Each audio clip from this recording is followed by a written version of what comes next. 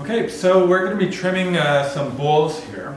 A couple things I want to mention about trimming. Before you start trimming, you want to make sure that that whatever it is you're trimming, in this case it's going to be a bowl, you want to make sure that your bowl, and this is key, is the right consistency. You don't want it to be too wet, so you want to be able to hold it without changing the shape of it.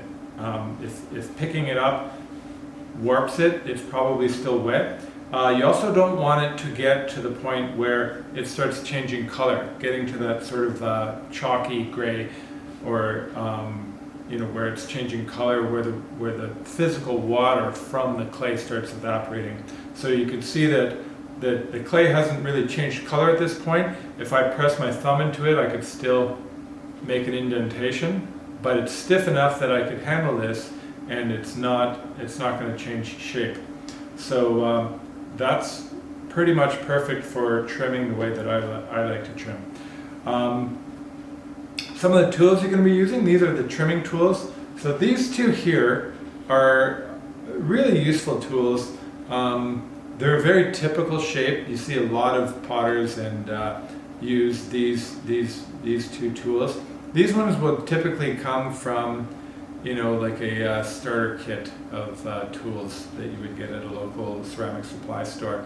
For good reason, because they're very useful shapes. You have a big round shape here, you have a flat surface here, you got a small spot here for carving, and then they have an edge that's sharp.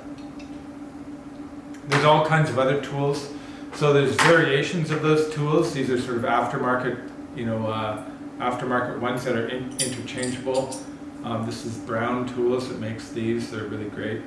And then there's also different types of cutting tools. I didn't bring any with me today, so unfortunately I won't be able to show you those right now.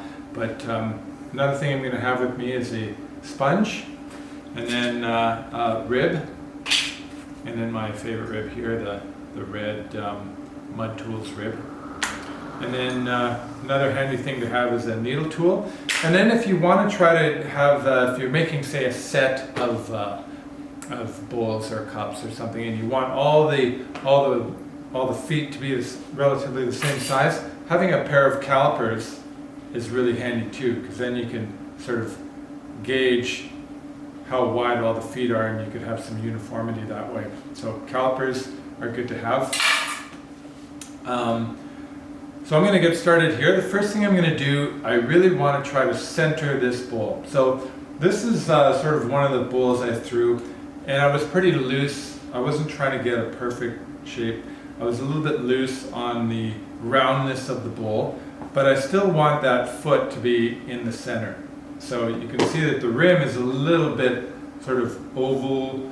It's not perfectly round, but I do want the base to be the foot to be round in the center.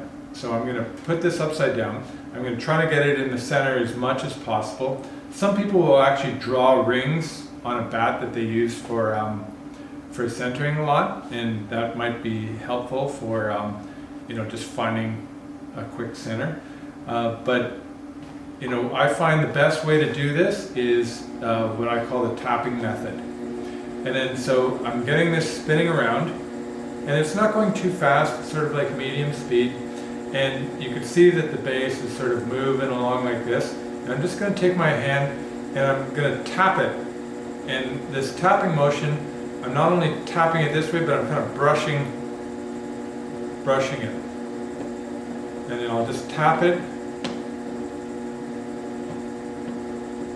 until it gets to center. So you can see there that the middle part here is centered, or as centered as I want it, even though the rim here is kind of moving around.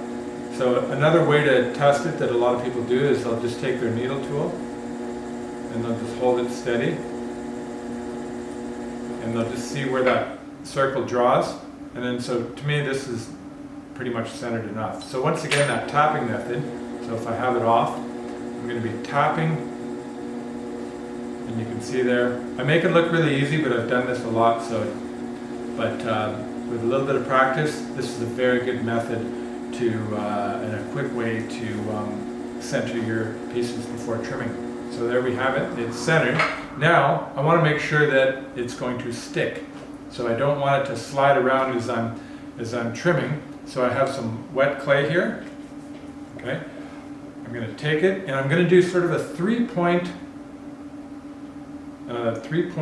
anchor.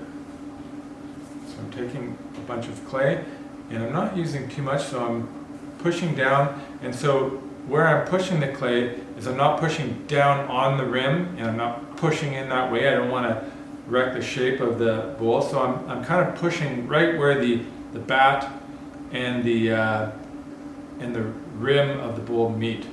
And so I'm making sure to press that in there, and then I'm going to put two more anchor spots, one here and one there. And that way that's going to keep that nice and sturdy.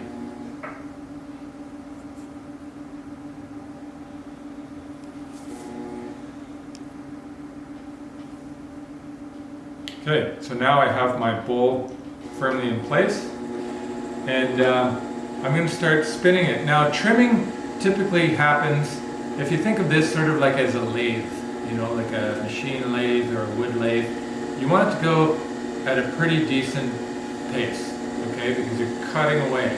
So typically the way I start is I'll cut the circle or the foot. I'll deal with the outside diameter first.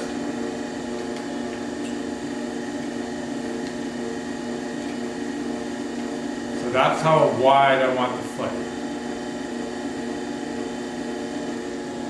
So now I know how big the foot is going to be. If I'm doing a bunch of bowls, this would be a good time for me to take my calipers and just measure that up. And now I'm going to do the inside. So I like to have a fairly substantial foot so that it doesn't break or chip or knock off if you're, hit it on something hard. So I'm going to start, and I'm using this side of the rounded part of the tool, and I'm going to start in the center, and I'm just going to move it onto the outside. So I have the center, and I'm just slowly moving it to the outside, stopping, releasing pressure, releasing my hands. Okay? And now I'm going to switch over to this side because I want a nice edge on there. And at this point, I'm just going to trim away that excess and shape that up. Now, one thing about a bowl, and this is one thing I always try to get, is because the inside of the bowl is a continuous sort of curve. I want the outside of that bowl to reflect that. And so this part here, I'm going to trim that away until it's a nice curve. And I like it to look like the rim, like I've taken sort of a ring and I've just placed it on a bowl. Okay, so I'm going to be taking this off and trimming this down, taking off any kind of excess clay. And I mean, the trimming tool here at this part of the process, this is a really good chance to do some embellishments if you want. You could cut into it, you could add some line detail, you could do, all kinds of things at this stage.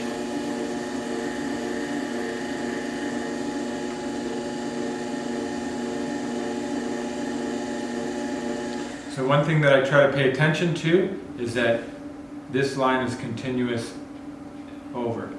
So where it ends here, it should continue over on this side, on the inside.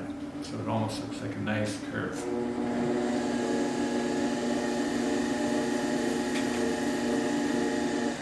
Now you'll notice here the difference between where I've been compressing with my fingers or a rib compared to where I've trimmed, which is taking off that outside layer and revealing some of the grittiness of the clay. Now that might be something that you like, could be an aesthetic choice that you're interested in. Otherwise, this is a good opportunity to take a rib like this, a soft rib, and to just compress that out and sort of smooth over that grittiness from the clay. Another thing you want to pay attention to, you don't want to have a sharp edge on your foot. So I'm going to take my trimming tool and I'm just going to kind of round off those edges a little bit.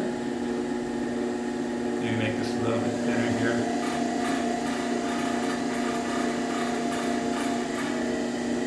And compress that foot. So I'm basically just holding it and pressing down with this finger and rounding that edge off. And that basically gives it some strength and assures that if I do knock it against a hard counter or something like that, or against another dish in the dishwasher, that it's not going to chip. And then I can do the same thing. I can compress that inside.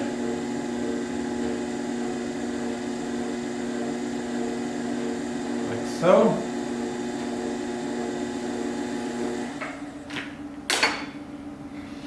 And that's it. That's trimming. So as you can see here, I have the inside of the bowl, the outside of the bowl. The inside is a nice continuous form, and the outside is a nice continuous form as well, with the foot on top. So if I were to break this in half or cut it in half, this would be very uniform all the way around, and the foot would be added. So before you start trimming, a good idea is to just examine that bowl first and see how much depth you have to work with, okay? Because you don't want to trim right through the middle. So it's good to know that, you know, if you have an inch to work with, 2 inches or whatever, you know, you just want to know how much you're going to be able to cut away from the outside before compromising the integrity of the bowl.